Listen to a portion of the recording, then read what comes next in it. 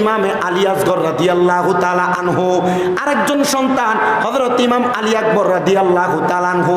ইমাম আলী আকবর রাদিয়াল্লাহু তাআলা আনহু যখন দেখলেন কারবালার ময়দানের মধ্যে আহলে বায়াতের সদস্যরা পানির জন্য কারবালার ময়দানের মধ্যে কাতরাচ্ছেন, এমন টাইমে হযরত আলী আকবর রাদিয়াল্লাহু তাআলা আনহু হাত তুললেন, ওগো আব্বা জান, কারবালার ময়দানে আহলে বায়াতের সদস্যদের তাঁবুর মধ্যে কারোর কাছে কোনো পানি নাই, কি নাই, কারোর কাছে কোনো পানি নাই। আব্বা জান, আপনি আমার ছোট ভাই ইমাম আলী আসগরকে আপনার কুল মুবারকের মধ্যে করে নিয়ে যখন আপনি পুরাত নদীর পারে গিয়েছেন, ওই ইবনে জিয়াদের লোকেরা আমার ছোট ভাইয়ের কলিজার মধ্যে তারা তীর মেরে দিয়েছে।